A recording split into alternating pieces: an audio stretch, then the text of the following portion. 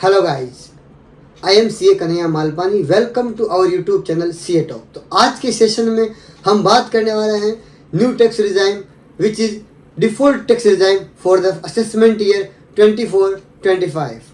तो आज का सेशन हम काफ़ी लंबे टाइम बाद में लेके आ रहे हैं। तो इस सेशन में हम बहुत ही इंटरेस्टिंग बातें करेंगे। साथ ही अगर आपको कोई नया टॉपिक पे हमारे से कुछ भी इंक्वायरी करना है, लाइक कुछ सजेशन चाहिए, तो आप हमें कमेंट करके ज़रूर बताइएगा। तो हम शुरुआत करने जा रहे हैं न्यू टैक्स रिजाइम इस डिफ़ॉल्ट टैक्स रिजाइम।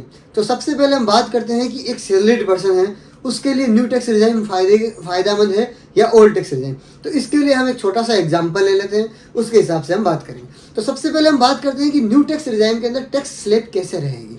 देखिए, न्यू टैक्स रिजाइम के अंदर 0 से 3 लाख तक तो बोला कि कोई टैक्स नहीं देना है, और 3 से 6 लाख है तो 5%, 6 से 9 है तो अपने को 10%, 9 से 12 है तो अपने को 15%, अगर 12 से 15 है तो 20%, और 15 से अबव तो 30% देने का है। ठीक है। अभी गवर्नमेंट ने इसमें एक और बताया है कि अगर आपकी इनकम 7 लाख तक है, मतलब 7 लाख रुपए तक ही है, तो क्या कर सकते हैं, तो आपको 1 रुपये का टैक्स नहीं देना है। अगर 7 लाख से थोड़ी सी ज़्यादा होती है तो इसमें अपने को एक रिबेट मिलेगी, उसका एक कंप्यूटेशन होएगा। उसमें आपको ऐसा नहीं है कि अगर आपके 7 लाख समझो 7 लाख 10 हज़ार हो गए, तो इसके ऐसा नहीं है कि अपने को 7,10,000 पे पूरा टैक्स भरना है। इसमें भी गवर्नमेंट ने कुछ रिबेट अलग से दिया है, तो उसके लिए भी हम सेपरेट एक सेशन में बात करेंगे। तो अभी के सेशन में हम ये बात करते हैं कि जो ये 7 लाख तक का गवर्नमेंट ने बोला एक इनकम एग्जेम्प्ट है, इसका मतलब क्या है। इसका मतलब ये है कि आपका टैक्सेबल जो भी टैक्स है या फिर 25,000 रुपया विच एवरेज लोअर, वो आपको क्या रहेगा, एग्जाम मिलेगा। एग्जाम्शन सेक्शन 87A के अंदर, जिसको हम बोलते हैं रिबेट। ठीक है। अब हम बात करते हैं कि एक सैलरीड पर्सन है जिसकी इनकम 20 लाख रुपया है, मानते हैं 20 लाख रुपया है, उसको ओल्ड रिजाइम लेना चाहिए या न्यू रिजाइम लेना चाहिए, इसकी हम बात करते हैं। देखिए, इस केस के अंदर हम ऐसा है कि अगर कोई असेसी जिसके अलग अलग सेक्शन में डिडक्शन कंसीडर करता है, जैसे कि स्टैंड डिडक्शन 50,000, वो हमको दोनों रिजाइम में अवेलेबल रहेगा, ओल्ड में भी न्यू में भी। बट अगर कोई असेसी जिसके मेडिकल पॉलिसी ले रखी है, जिसके कोई इंश्योरेंस ले रखा है, या फिर कोई होम लोन का रीपेमेंट करता है तो 80C के अंदर 1,50,000 तक का डिडक्शन क्लेम करता है, या फिर वो असेसी कोई गवर्नमेंट के जैसे कि कोई ट्रस्ट में डोनेशन देता है, लाइक कुछ भी करके अगर उसके डोनेशन है या फिर 80C है, 80D है, NPS में कंट्रीब्यूशन है, उसका एडिशनल 50,000 क्लेम करता है, और इसके अलावा उसके होम लोन का इंटरेस्ट होता है, या फिर वो जैसे कि घर लिया है उसने मुंबई में पर वो रहता है दिल्ली में, तो वहाँ HRA भी क्लेम करता है। तो अगर उसके different kind of deduction claim करता है तो इस केस के अंदर न्यू टैक्स रिजाइम बेटर नहीं है। इस केस के अंदर old tax regime is the best. Sir, कोई एक ऐसा आइडियोलॉजी होगा कि यहाँ तक न्यू टैक्स रिजाइम बेटर रहेगा। देखिए कि अगर कोई असेसी जिसकी कोई भी तरह की अदर इनकम नहीं है, जिसकी कोई भी तरह के अदर डिडक्शन नहीं है, ओनली और ओनली सैलरी इनकम है, उसका कोई भी डिडक्शन क्लेम नहीं करता है, तो इस केस के अंदर जनरली 15 लाख से अबव की अगर इनकम होती है तो वो न्यू टैक्स रिजाइम में फ़ायदेमंद रहती है।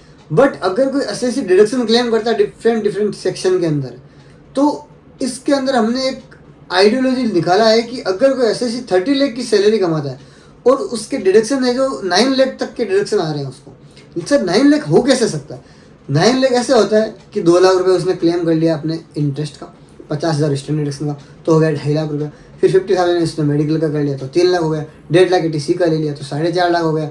फिर उसके बाद उसने 50,000 NPS का ले लिया तो 5 लाख हो गया। उसके अलावा उसने HRA का ले लिया 1.5-2 लाख रुपया तो 7 लाख हो गया, मतलब HRA कन्वेंस लाइक, तो 7 लाख हो गया। उसके अलावा वो कोई पॉलिटिकल पार्टी या फिर किसी कोई ट्रस्ट को मस्जिद टाइप कोई भी तरह के ट्रस्ट में कंट्रीब्यूशन करता है तो उसका हो गया। तो इससे करके हम मोटा मोटी 9 लाख रुपए ले रहे हैं, तो इस केस में उसकी इनकम टैक्सेबल होगी 21 लाख रुपए। तो 21 लाख अगर इनकम टैक्सेबल होगी, उस पर टैक्स बनेगा 4,60,000 के अराउंड।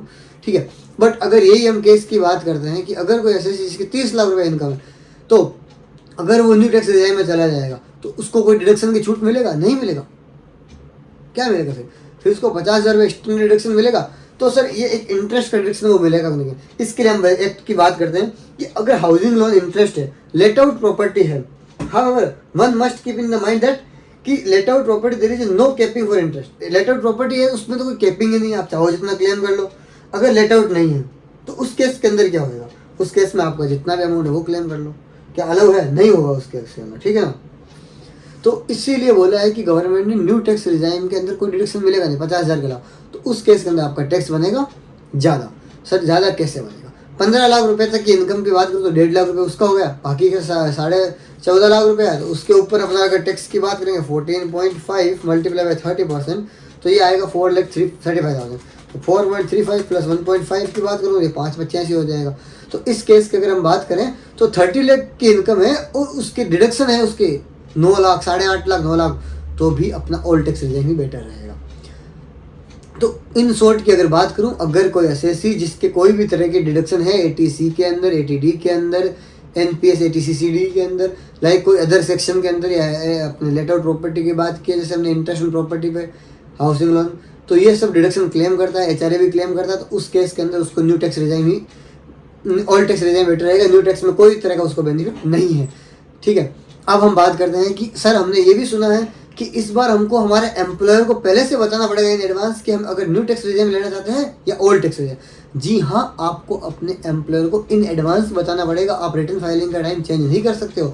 अगर आपने एक बार new tax regime, old tax regime ले लिया तो आपको ओल्ड कंटिन्यू करना है, न्यू ले लिया तो न्यू कंटिन्यू करना है, क्योंकि अदरवाइज आपको न्यू टैक्स रिजाइम ही डिफॉल्ट टैक्स रिजाइम माना जाएगा और आपको न्यू टैक्स रिजाइम के अकॉर्डिंग ही आपको टैक्स भरना पड़ेगा। भले ही आपकी ओल्ड टैक्स रिजाइम बेटर होगी, बट अगर आपने अपने एम्प्लॉयर को इन्फॉर्म नहीं किया, आपने टीडीएस जो डिडक्ट किया वो ओल्ड टैक्स रिजाइम से डिडक्ट नहीं करवाया, न्यू टैक्स रिजाइम से करवा दिया, या आपने सिलेक्शन ही नहीं किया, तो आपका एम्प्लॉयर डिफॉल्ट टैक्स रिजाइम से ही टैक्स काटेगा। इसीलिए आपको पहले उस अपने एम्प्लॉयर को इन्फॉर्म भी करना पड़ेगा, ठीक है। सर ऐसा कोई है कि अगर हम न्यू टैक्स रिजाइम में जाते हैं तो कुछ एडिशनल डिडक्शन मिल सकते हैं क्या? अगर आपने कंट्रीब्यूशन किया है एनपीएस में एम्प्लॉयर ने, तो ही आप उसका डिडक्शन ले सकते हो।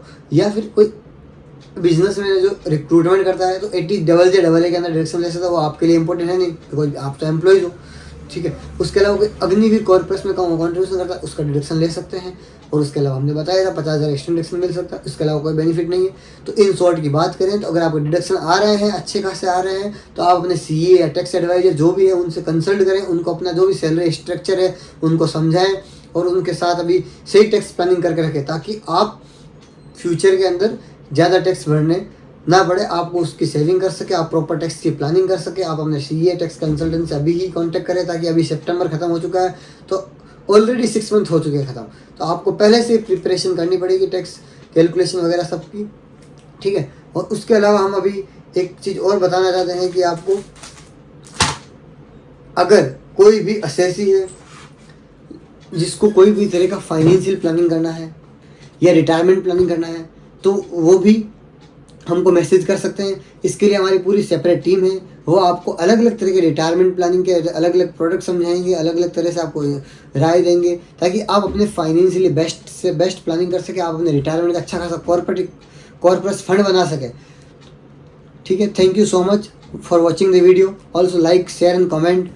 और कोई भी तरह का डाउट हो आप हमें मैसेज करके ज़रूर बताएं, हम आपकी क्वेरी को रिजोल्व करने के लिए जल्द से जल्द हम आपसे मैसेज करके या फिर कॉल के द्वारा जो भी हम कांटेक्ट कर सकते हैं। साथ ही साथ once again thank you. Also follow our Instagram page tax to return.